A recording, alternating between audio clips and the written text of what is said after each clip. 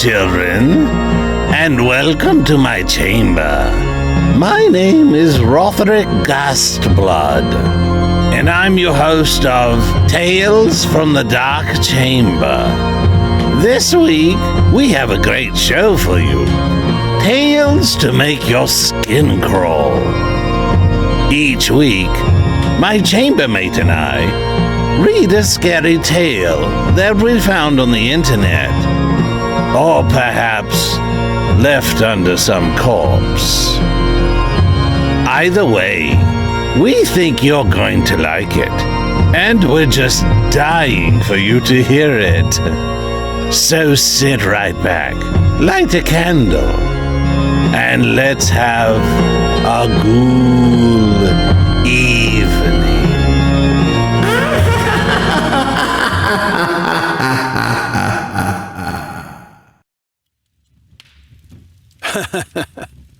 Rotherick, that was surely a bad prank you pulled on me last week, telling me about an art room and a gymnasium and such.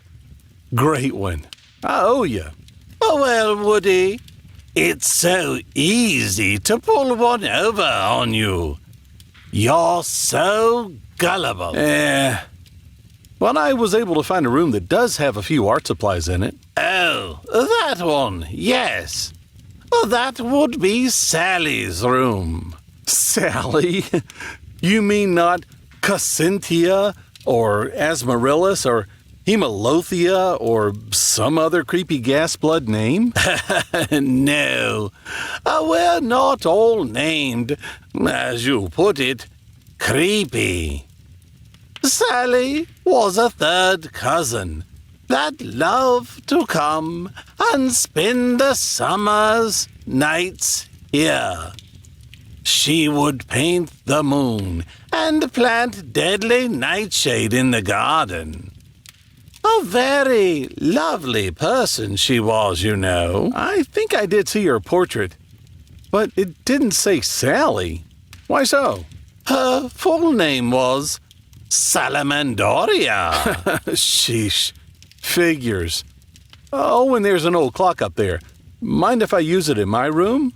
Oh, well, Woody, normally I would say yes. But in this case, I feel it would be best left alone. Why?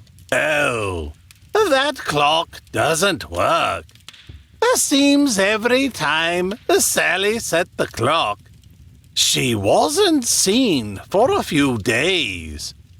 And when she returned, she thought she was only gone for a few moments. So it's like a time machine, right? Oh, Woody, of course it's a time machine. It's a clock, of course. Oh, never mind. He'll find out. But I think I can play another gag on him.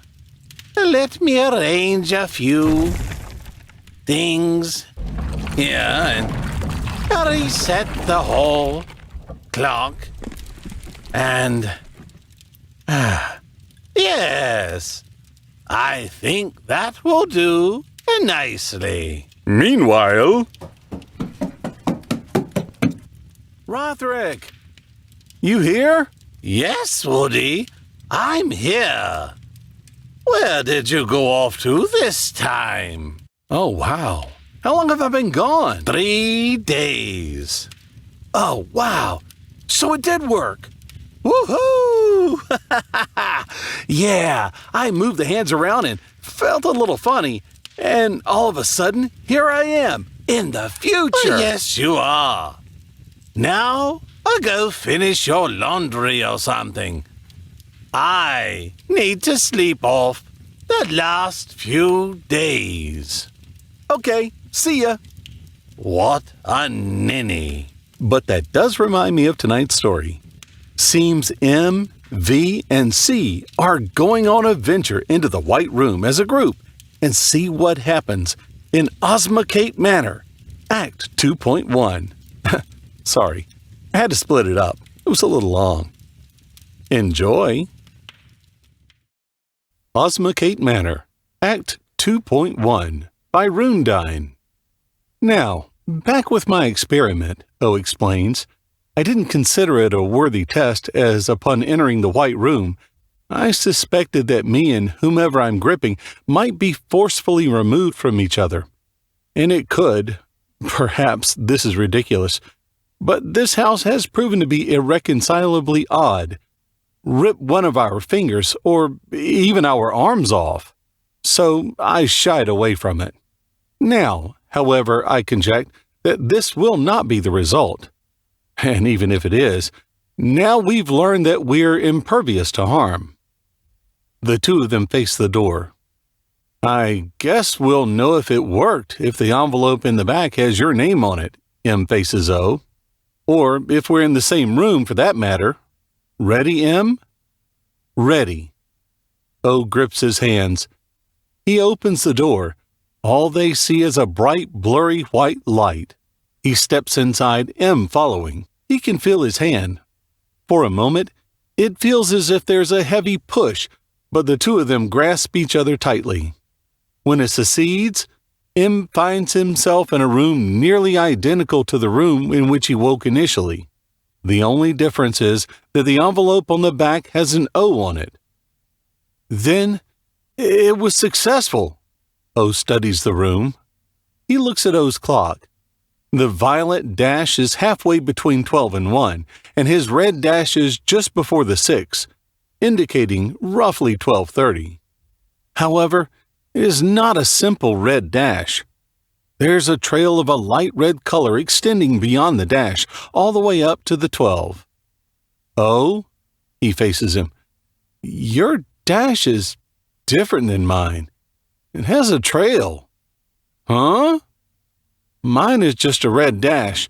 Yours has a long trail beside it. I wonder what that means. Perhaps it means my death was longer, beginning at 12:28 and ending at 1:01. You said you figure you were shot between the eyes. Well, then that's why yours is such a small dash. You died instantly. The thought disturbs him. Anyhow, we found our results. Ready to leave? M is slightly tempted to stick around and experiment with O's clock. But knowing that the feelings he'll feel are his personal business, he agrees to leave. He wishes he could see O's reflection in the mirror or even the mysterious pictures in his envelope, but he didn't offer that information to him, and he doesn't ask. When they return, D asks, "Did it work?" "It did," O nods. "Wild," C whispers. The seven of them spend a little more time together. Then when 10 o'clock nears, the group decides to go to sleep. M journeys into his room, which is on the left of V's room and across from D's. He looks around and inspects it. It's quaint, with a small nightstand beside the single bed, a window at the end of the room, a desk and chair beside the window, and a bathroom on his left upon entering. He opens the window, studying the massive, gleaming, milky yellow moon in the air, glistening above the forest off into the distance. "What a strange thing that's happened to me," he whispers. "And I'm not tired. Maybe I could investigate." He considers it. He opens the bedroom door and walks next door, finding V's door. He knocks softly, hoping he won't wake him if he's asleep. "M?" He slowly opens the door. "Can't sleep, man." "Nope," M replies. "I'm not even slightly tired." "Neither am I," he shrugs. "That reminds me." He leans in the doorway. "You and I haven't grabbed knives yet. Want to do that now?" "Sure." V exits, shutting the door behind him. They walk down the dark hall, which is now lit by candles flickering lethargically on the wall. M notices the unlit candles earlier. They added to the mysteriousness of the house. However, he did not imagine they would actually be used to illuminate the halls at night. When they get to the cafeteria, Food most people would associate with late-night snacks is present. There are hot sandwiches, hamburgers, chocolate, and other things one craves later on at night. Can't get fatter. V walks over to a tray of French fries, scooping them into his hands and eating them. It's pretty cool. Guess you don't gain calories when you're dead. M chuckles. He hands him a fry. It tastes far better than he figured it would. When he makes it inside the kitchen, he walks over to a cutting board where several kitchen knives rest. He sees a long, thin boning knife, a thick butcher knife, a gleaming standard chopper, a razor-sharp paring knife, and a utility blade. Choose your Pokemon. V extends his arm duly. I'll grab this one. M selects the chopping knife. Cool, he replies. Then I'll take the paring knife. Both of their knives on their person, M scratches his head.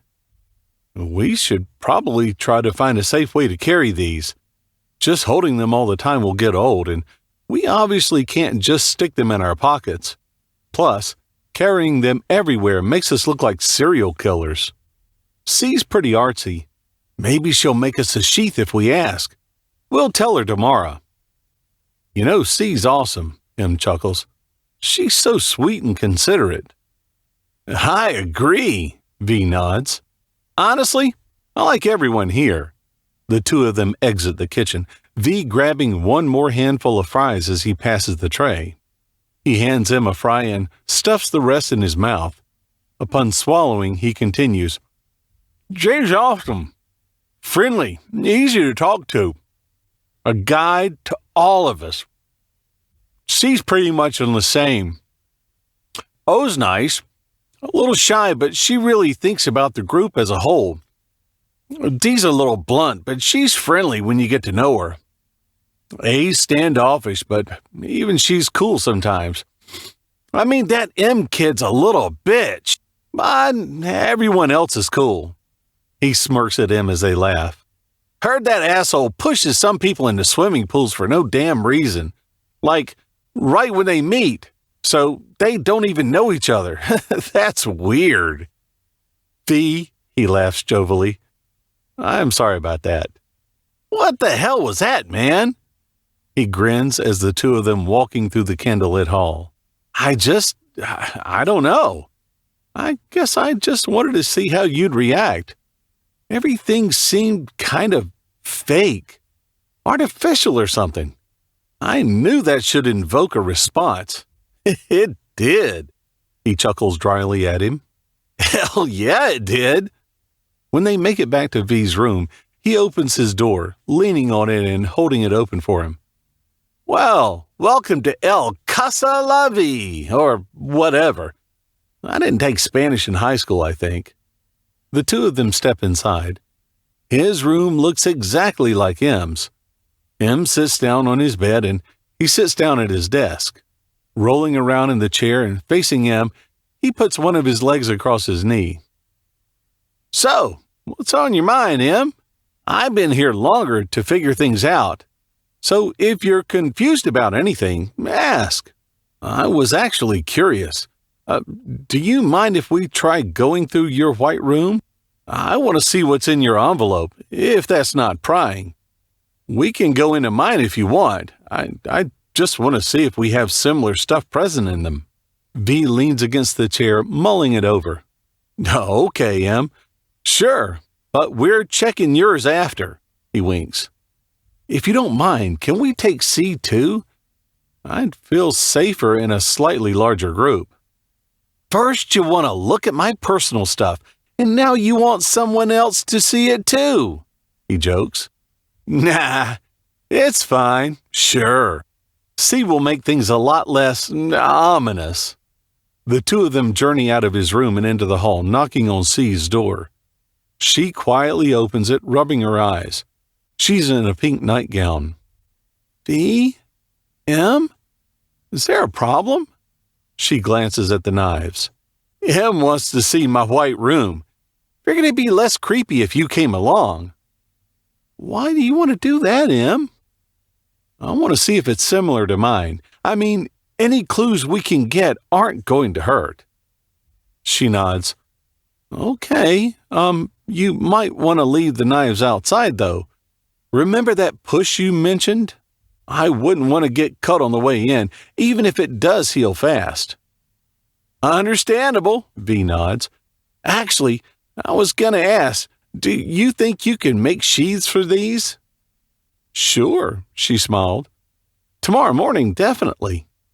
When the three of them get to the white room, V grabs M's hand and M grabs C's. He opens the door and they trudge through. When M and C begin feeling the mighty push, C grasps, but M reassures. It's all right. Hold on. When they make it past the push, they find themselves in V's room. He looks around with an unreadable expression. So, these are the pictures. He walks over to them. He slides 3 out of the envelope. The first is a picture of a tall, gleaming construction site. He hands it to M and then to C. Looks like something you would climb, C notes. More than likely, he agrees. When I look at it, I get this sense of familiarity, kind of. Like I know the place.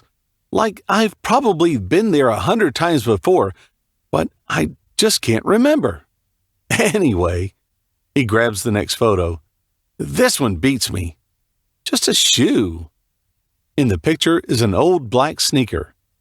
M analyzes it for a while, discovering nothing. The last picture is of some cop. He hands them the Polaroid, a photo of a stern police officer in uniform. That's it, he shrugs. Weird, M notes. My clock is at 6-ish, he points to the face of the clock. The violet dash on the 6 and the red dash on the 12. I guess I died in the afternoon. I don't know how the cop ties in. I have no idea what the shoe's about. Anyway, now the creepy part. He walks over to the lamp. The three stand before the mirror. I wonder if your wounds will show in this mirror. He flicks the lamp string.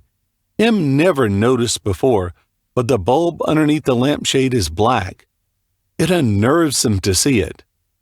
A violet blob of light escapes the bulb, flowing around paranormally and unnaturally, and in the mirror, M and C look the same. V, however, looks disturbing. He's on the ground, both his legs gnarled and smashed. Bones are extending from both of them, mangled and crunched, and his wrists broken as well. He stares at it a moment longer. When he can't take it anymore, he flicks the switch. The light skips back into the bulb and his reflection is the same. C is wide-eyed, hardly able to breathe. M feels sick on his stomach. Weird, right? I can't imagine looking down and seeing my legs like that. Not at all. Awful to think about. V? M faces him. If you don't mind me asking, you want me to mess with the clock? Hell, I'll try it. I would. Let's see if we all feel it, or if only I do. He walks over to the clock. C is terrified. She grips M's hand. He holds her soft fingers as she whispers, M, I don't like this. You can leave, C, he smiles at her. Don't worry, you don't have to stay. I'll stay, but if I grab onto you, please don't push me off. Well, of course not. I won't, he assures her. Ready? V's finger hovers over the black button. They nod. He presses it. He moves the violet hand onto the 6 and the minute hand to 5 minutes before the red dash on the 12.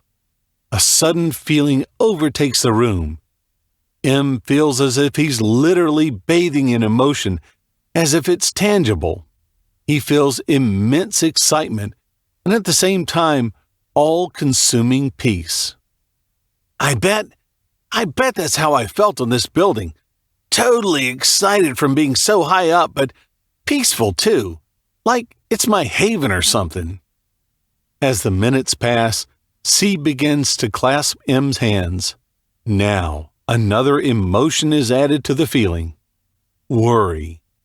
They feel an eerie, anxious dread. It's omnipotent and omnipresent. Every space of the room is drowning in the feeling, and there's no way to escape it. The minute hand reaches the red dash. The most shocking, terrible, mortifying feeling bombards their chests. Then it's silence 2 seconds later. I'm starting to wonder if, maybe, the pictures we have in our envelopes are where we died, and perhaps the person in our picture killed us. I'm wondering if the items we have are a sort of motive, or if they're in tandem with why we died. Maybe because your shoes lost grip and you fell running from the cop who caught you climbing. And maybe I failed school and couldn't play on the team, and someone counting on me, like the baseball player in my picture, got upset and overreacted. Severely. Oh yeah, I forgot to mention that.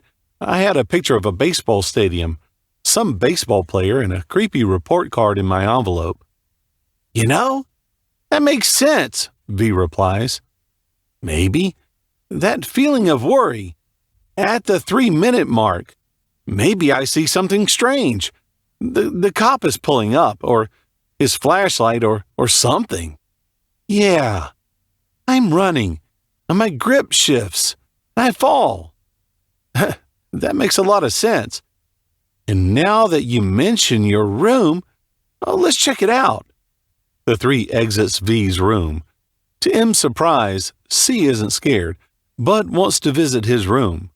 When inside, he shows them the pictures. Ashton? Your name is M.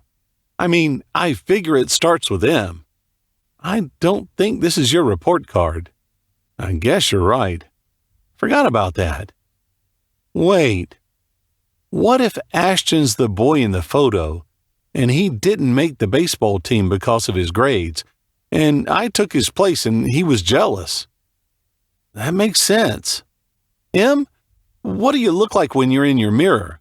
If you don't mind sharing. Of course. He stares into the mirror, flicking the chain. As the paranormal lights decorate the room, he stares into his reflection, cringing at the massive gash in his face, right between his eyes. He stares into his crushed right eye. Yo, M! V nudges him. That's not a bullet hole. It looks like you got hit with something. Your eye is crushed, and that looks more like your skull is cracked than an entry wound. I don't think that's a bullet hole. Dude, what if it was a thrown baseball? I know how absolutely absurd it sounds, but it took place in a stadium, at least I think. Maybe it was done with a bat. Either way, I think it involved baseball equipment. Damn. I want to feel my emotions before death. I want to see how quick it was. If I was afraid, then I might know more about the approach. Was I confronted? Did I simply turn around and get smashed? I'm curious. Then let's do it, V nods. We'll go through it with you. Mm-hmm, C nods, meeting his eyes sisterly. Thanks, guys, he smiles. He walks over to the clock. He's horrified of the feeling he knows is coming. He places the minute hand 5 minutes before the red mark, and the hour hand on the purple dash. A vivid, wild excitement overtakes him. It's far more exciting than V's clock vision. This feels paramount. This is grandeur, C whispers. It's a tied game. The bottom of the ninth. 3 balls, 2 strikes, and you're up at bat, M. You decide the fate of the game. Ashton is watching. The orange-haired boy. V's eyes are shut. He doesn't want to lose, but if you hit a home run, you'll win the game, and he's lost his spot to you. M waits. Vivid flashes of excitement between disappointed and anxious in-betweens follow. Foul balls, C whispers. The hand is about to touch the mark. The excitement inclines after the short disappointment, and then a minute burst of astonishment appears, followed by a dismounting blow of horror. The absolute terror is resounding for a millisecond, and then it's gone. He can't take it anymore. He walks up behind you with a bat and hits you in the face. V stares into M's eyes. M was silent for a moment. He didn't know what he thought of the way it felt. Osmocate Manor, Act 2.1 by Runedine. Well, folks, that's our story tonight. Rotherick and I hope you enjoyed it. We sure had a great time bringing it to you, and we really appreciate you listening. Tune in next week when we bring you another chilling Tales from the Dark Chamber. And just a note, if you're an aspiring author and want your story read here on Tales from the Dark Chamber, send us a note at talesfromthedarkchamber@gmail.com. If it creeps old Rotherick out enough, we'll air it. And subscribe to our channel here for notification of our next new episode, and follow us on Facebook, Twitter, and Instagram. Remember, hit that like button and help us grow the channel. Also, make sure you tell your friends about us. Spread the word. If you want your story recorded for your own use, or just want to have it, check out my website at woodygvoiceover.net. You can order there. And again, thank you for listening tonight.